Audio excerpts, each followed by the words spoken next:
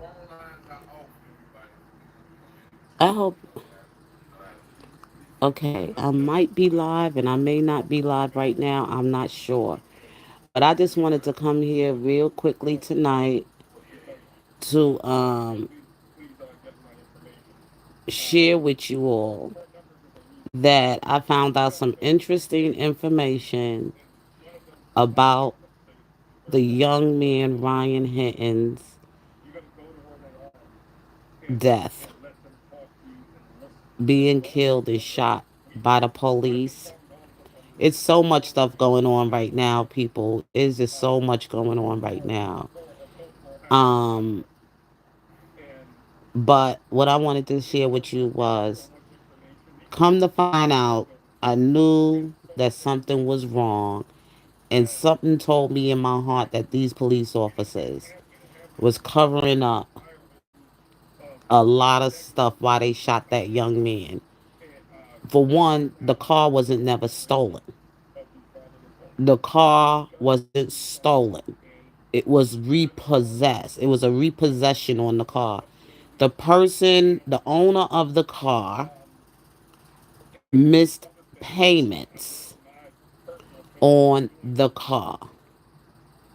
And the car was to be repossessed,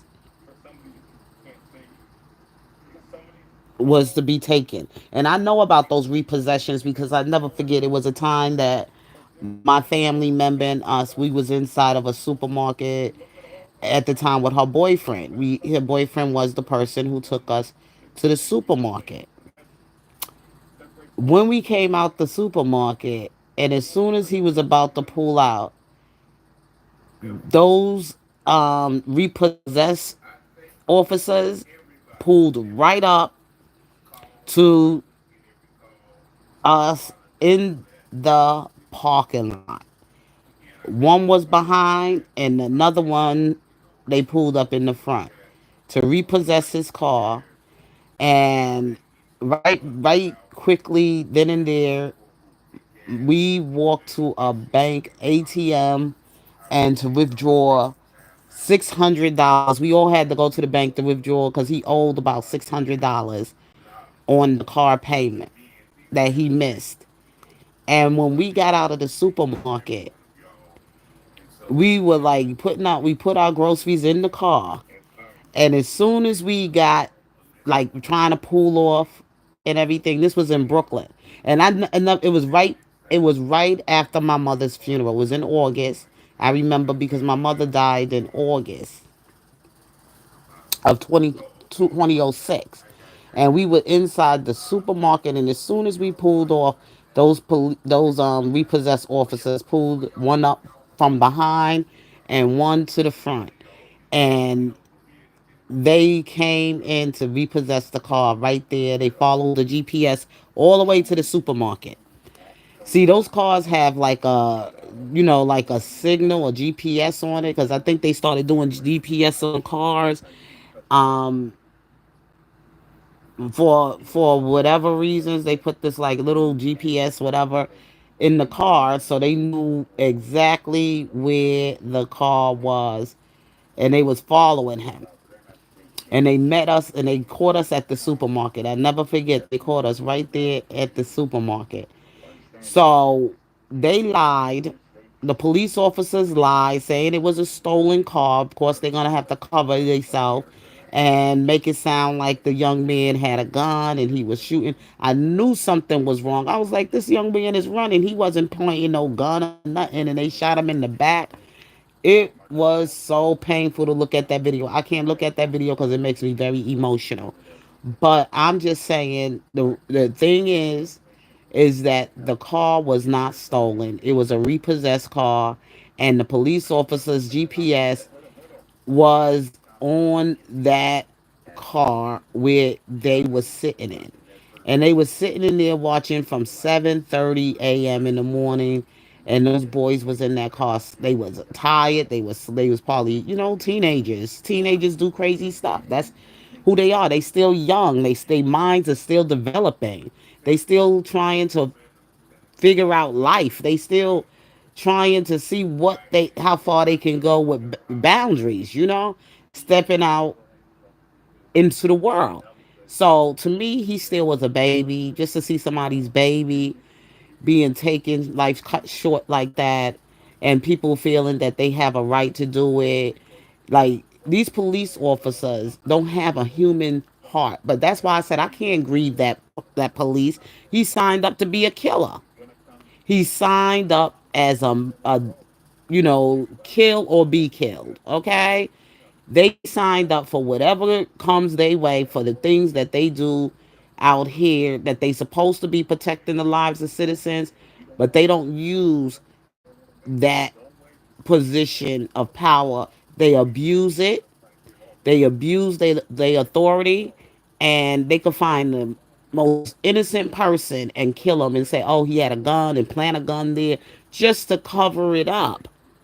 That's why I can't sit there and grieve no dying officer. I'm sorry. I just can't. I just can't do it. My heart don't do it, because they signed up just like you sign up for the military. You go into the military, you go out there to war. Guess what? You signed up your life. You signed your life up to die in military as a soldier. That's what you do. Anytime you got a position of any job, you carrying a firearm and you got all of this military equipment with you, anything to a billy club to beat citizens over the head and to harm people or whatever. So basically, you are a walking target. You're going to either be killed or you're going to kill. And that's what these police officers did. They killed that boy, and that boy was not threatening them whatsoever, did not have a firearm. Like I'm saying, and I'm going to say it again, even if his family didn't say it, but I'm going to say it. It was a cell phone. That's why I'm so glad that I saw that the Hinton family, they have an attorney that's working for them, and he seemed very strong, and he's a good attorney. I just by watching this attorney when he walked in to to sit with his client, to check on his client, and to speak for his client, things just got so calm with that man in the room. You could just tell that attorney is passionate about his client. He made his client feel comfortable with him. He's confident in everything. And I just pray that God will keep this attorney strong as he sat and he asked them questions, because you could look at Mr. Hinton's face, this grieving father, that he's in pain. His mind wasn't working right. Then to come to find out about what had happened is that the father, at that time, it was another lady that was driving that had hit the officer to cause his death. It wasn't the father, it was another lady, and they didn't tell you that on the news. But some people witnessed what happened, and people are out there talking. The streets are talking of some of the things that took place, that the media is fooling you up with a bunch of stuff that they not even telling the whole story. There was a lady in the car when Mr. Hinton was driving. It was the lady that hit the car the police officer was in. And at that time, by him driving at his state of mind, hit the woman, and the woman ran into the police car. They trying to make it sound like the father was killed the police officer, and he did it out of aggravated assault or whatever. And then his mind is not even working right. And you could look at that man as he was sitting inside of that courtroom. And then they're not going to even tell you that he was being followed and harassed by the police. When he was driving and he was by himself, those police officers was following that man.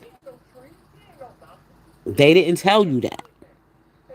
The police officers were following him and harassing him, intimidating him. And when he tried to get out of the way, a lady car was in the way, and that's how they not telling you the whole story. The streets where this happened at, and people are talking and they bringing this information to bloggers. They are talking, and they saying they didn't give this information to the news because they're going to spin it the narrative in protecting what these police officers did. Those police officers was following that man, harassing him.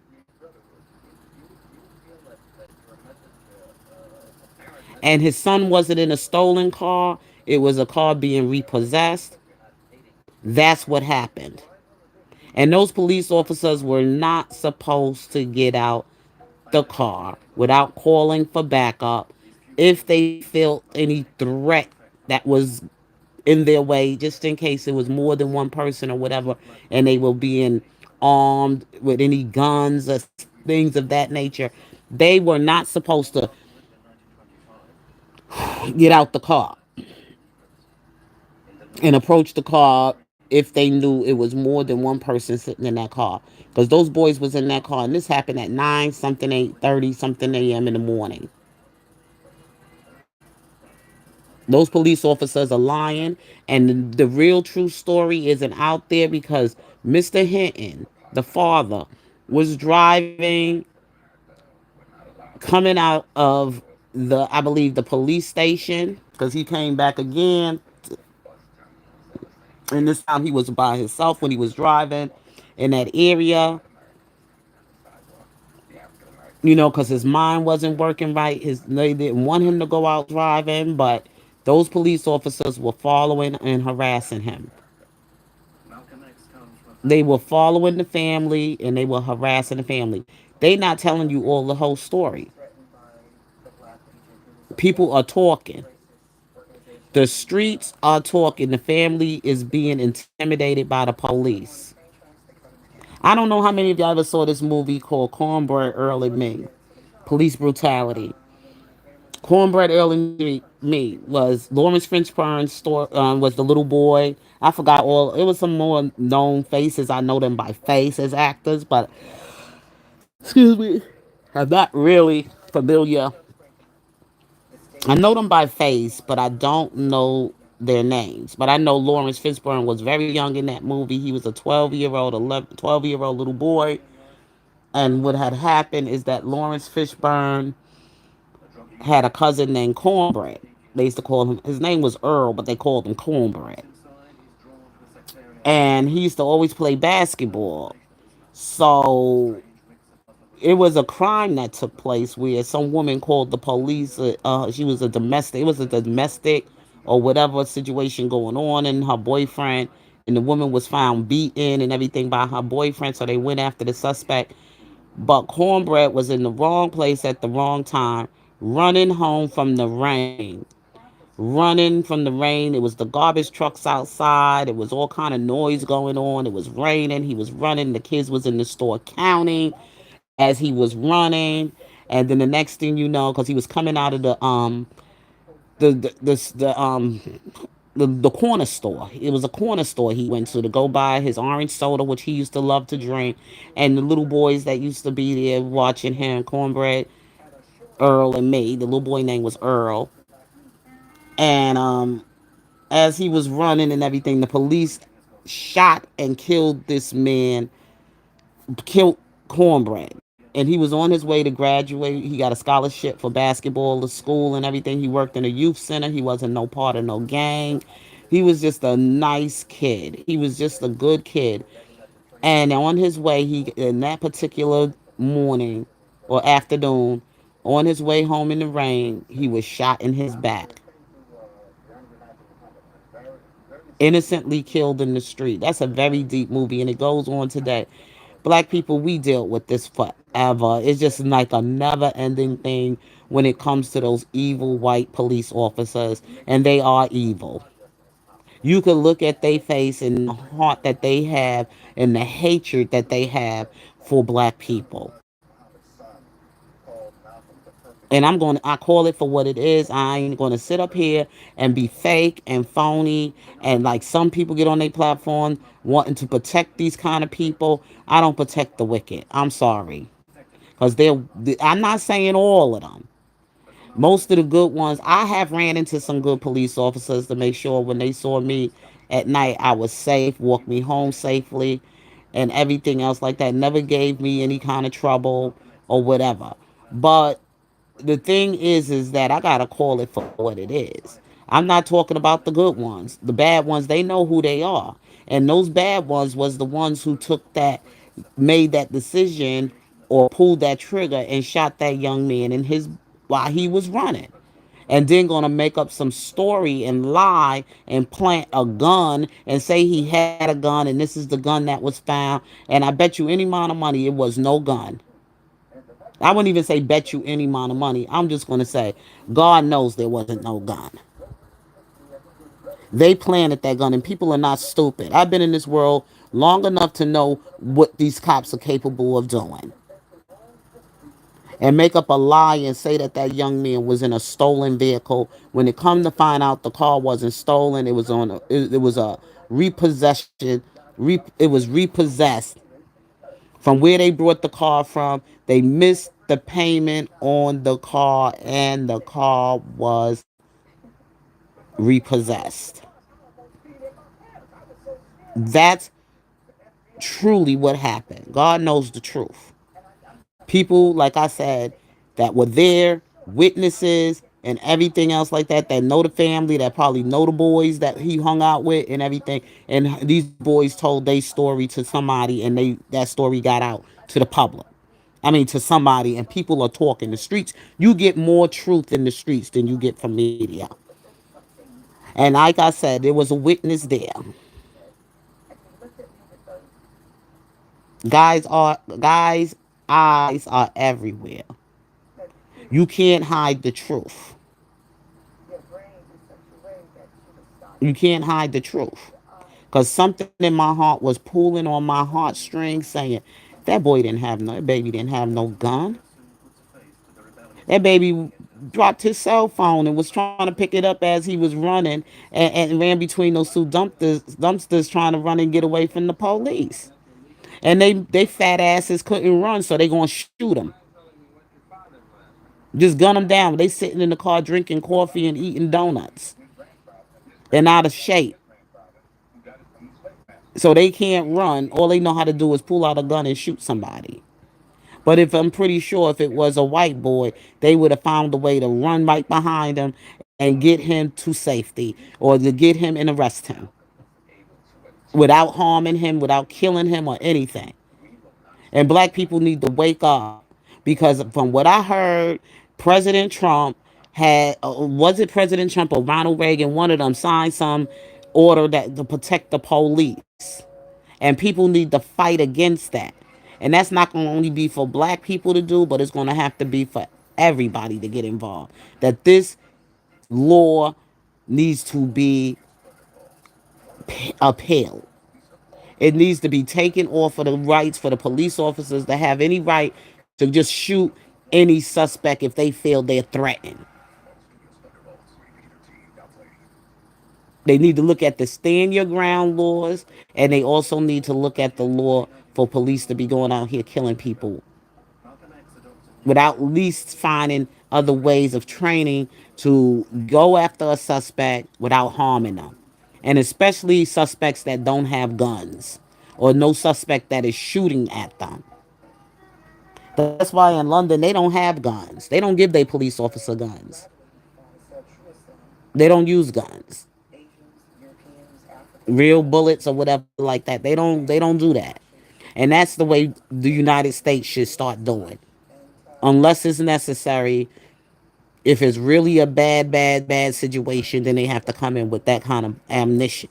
But it's better that you can get these people lives to safety You don't have to kill them to get them in your possession. They didn't even do that in Christ's time. Before they even hung Christ in the crucifixion, they arrested him first. He was arrested. They didn't take a sword and stab him right then and there. They just brought him in.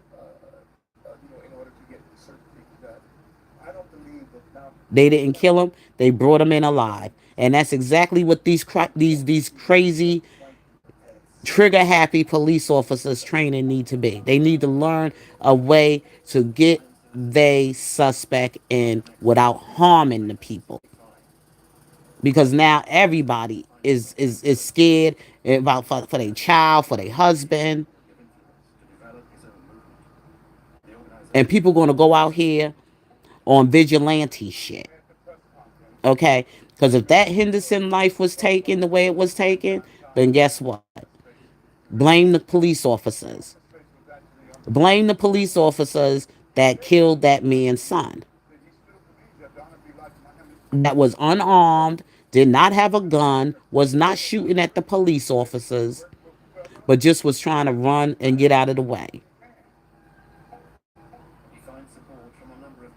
So if you want to sue, if you want to be angry with somebody, those officers that go around killing and being trigger happy, those are the ones you need to be angry with. Because people going to take but so much. We're not God. But we try to live right as citizens. We want the rights, our rights and the law to work in favor of us just like anybody else. And we have a right to be here just like anybody else has a right. You have no right to take no life, God, like God said. And we're not God. They got to get that hatred and that racism. They all need to be evaluated. They need to put more, well, I could say more black police officers, but they just as bad as the white cops. After what I seen what they did to Tyree Nichols, they just as evil. But they all need to be examined for their mental before they even go out to do any assigned work on the street. They need a mental evaluation.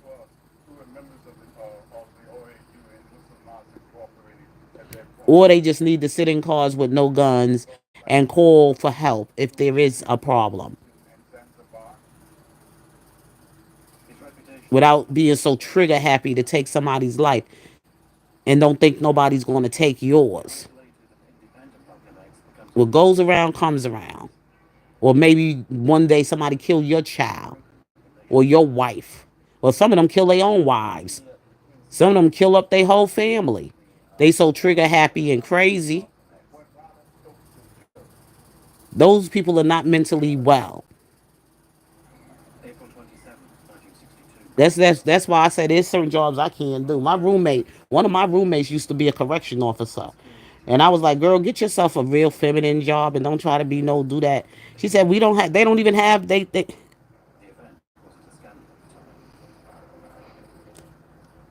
what you mean stop the violence? I'm not trying to say anything violence. I'm trying to say these police officers don't need to have guns. They don't.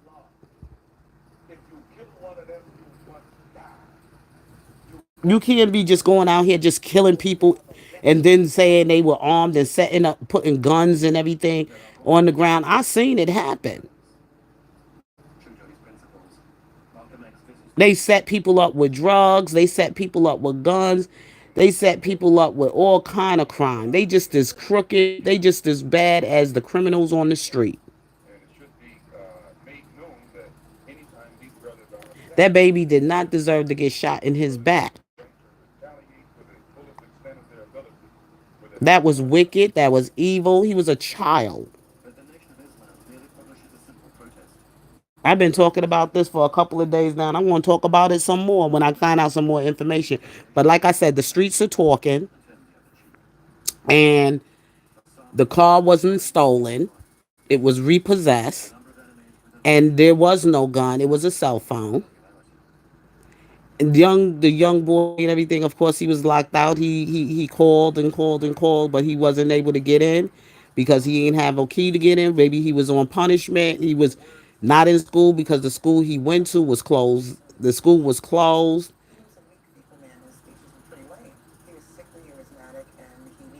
He might have had a little job somewhere.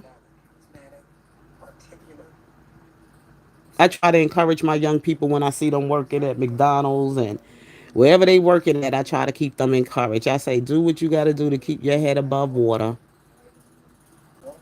I was out in McDonald's today, and I had to encourage a young man that worked and served me um, at McDonald's, and he was just as sweet and so nice. He was such a gentleman, a nice spoken young man, very polite. I like to see when I walk in the elderly woman that I am, because I am an elder. I am an elderly woman. They may not look like it and I may not sound like it, but I am. And I lived through some experiences in this America, Black America. I lived through the Black American experience. I saw things, I witnessed things that has happened in the black ghettos, and I see how we are so targeted.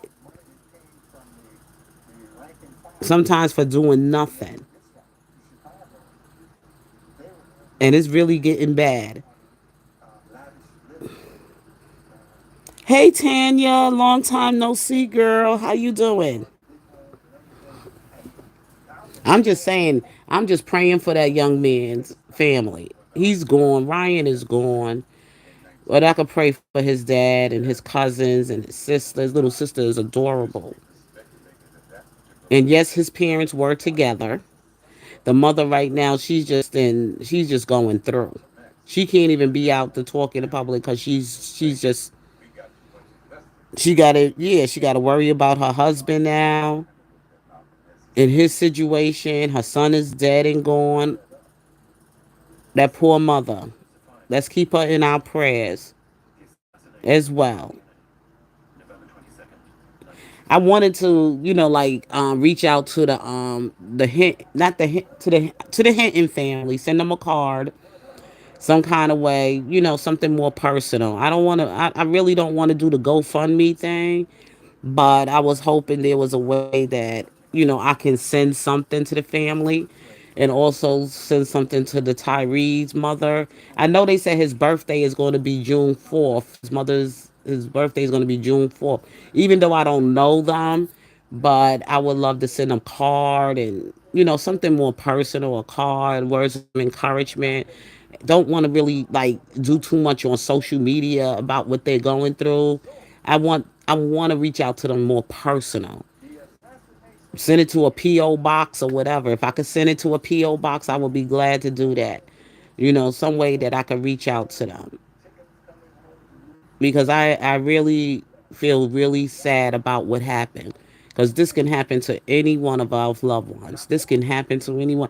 That's the way I look at it, because me being a black woman, having a black husband and everything else like that, even though he talking out his mind right now and sitting in that room, but because he's sick of hearing all of this stuff. His stuff is making him, is getting to him a little bit too much. So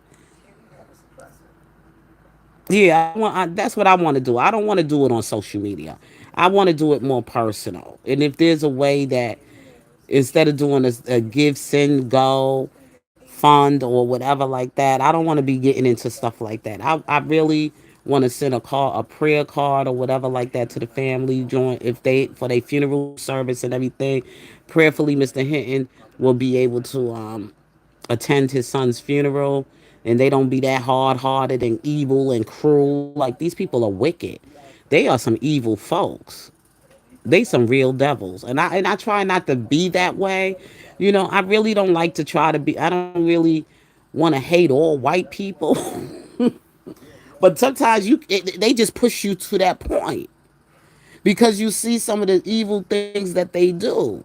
And I know there might be some good white people out there, but right now I just don't see it, because it's happening so much to us where it just put me in a place where I don't see nothing good about them. I don't see anything good about them. It just puts my mind in that kind of place. Pray for me. And it makes me even more madder when I see black people be on their platforms running their mouth and saying the most meanest, ugliest things against their own people. Like, this could be you. What are you talking about? Today you might have it all going on, but something can happen in a second and change all of that. So you be careful how you speak on other people' pain and suffering when it comes to your own people. It can happen to you. The same way I felt about R. Kelly. Everybody, now look at what's happening. Now Diddy, Shannon Shark.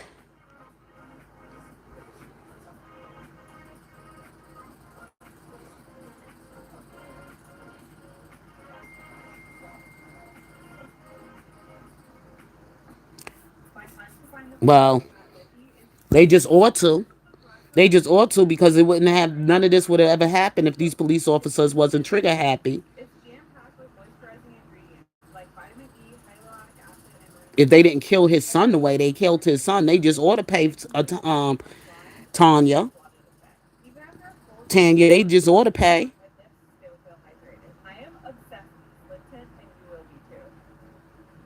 It's time for them to show how they should have some forgiveness. I'm tired of black people always have to say they sorry and apologize when these people keep doing the same stuff to us over and over and over again. And we no, they got to take some fault for something. We can't allow them to keep doing it. I don't give a shit. I'll die for mines. If this is because this ain't living.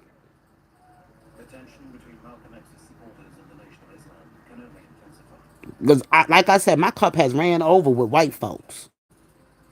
Well, not all white people, just those the police officers, and they evil and they trigger happy fingers.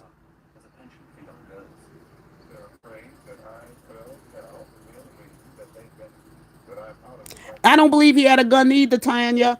They made that story up. That's a lie. Come to find out, the streets are talking in Cincinnati. Somebody knows somebody, and somebody was there to witness it. That the woman was the car. When the woman hit the police officer, that's when like she was moving, and then the police officers was behind Mr. Hinton.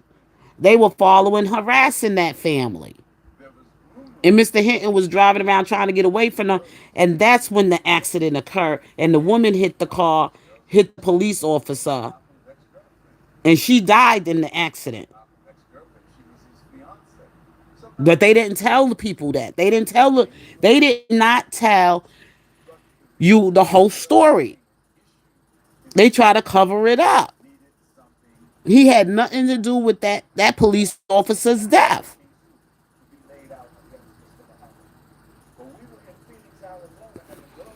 You heard when the attorney, go back and watch when the attorney was talking, and he said they asked him, was he in the car? They asked the other guy, the investigator or whatever, was there anybody else in the car?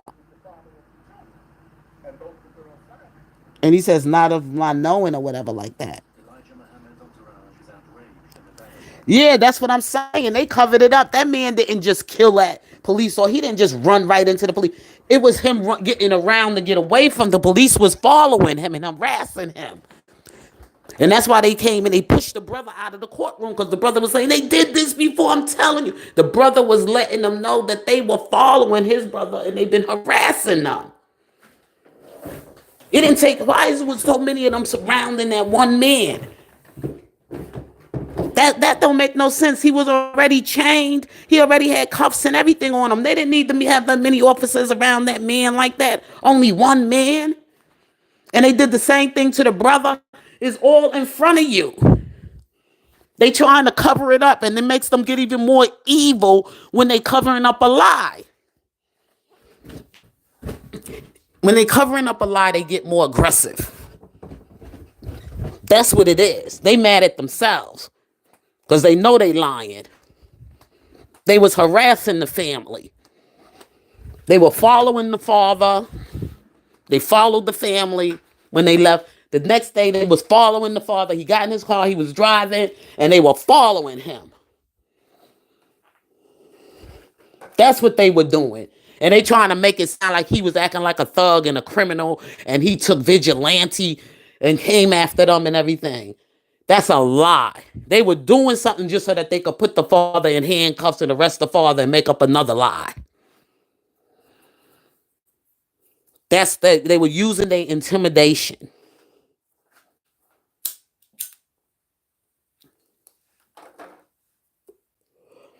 I'm giving you the honest truth. I just heard that the father, you're gonna hear about it. It's gonna get around on YouTube. You watch and see. You're gonna hear the story. Go to oh my God, Taylor, what is his name again? Publishing channel. And you could get more details on the story. Go to Taylor Publishing channel. Because he does do a lot of, like he gets involved with the community. Hmm. He goes out, he try to get the inside story of the family, he gives his support.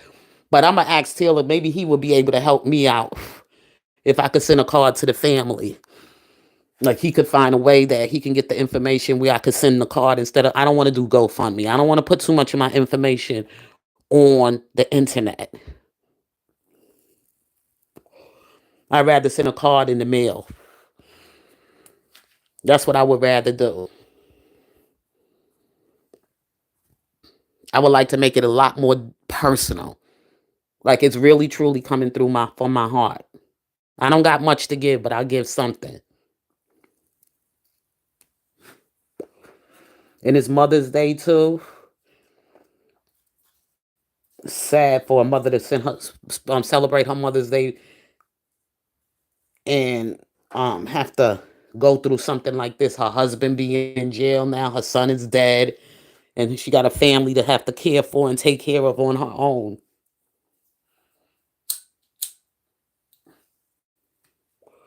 That's why it's so important for people to go to church to learn about celebrating the life of their loved ones and how we should be there to comfort everybody in prayer. Come with your heart not being empty, but having a heart that is there to encourage them, to strengthen them, to comfort them, the public and everything. Because that's who we are. Because this could happen to any of us at any time. You got brothers, you got a husband, you got a son. It can happen to any one of us at any time. So I'm sending my prayers up in advance. This is very deep for me, very deep. Just to see how they came and destroyed a family like that. That's how wicked and evil they are. They think they're the only ones that should have a family. They the only ones should be grieved when they die. Not me. I'm not grieving not one of them. And I don't think God is mad at me for it either. Nope, I'm not grieving them. I don't care. Just like they don't care. We always apologizing to them. For what? When they keep doing things to us, at some point they got to take some accountability. We've been spoiling them. Thinking they so privileged and so supreme. They not motherfucking supreme to me. And I don't give a fuck. I'll die for what I believe in. I don't care. I mean, I care about my life, but if that's the way it gotta go down, then that's the way it gotta go down. No man takes my life, I lay it down. Because I'm sick of them. Something gotta be done about this. They making me so pissed off. Let me check on. Hold on a second.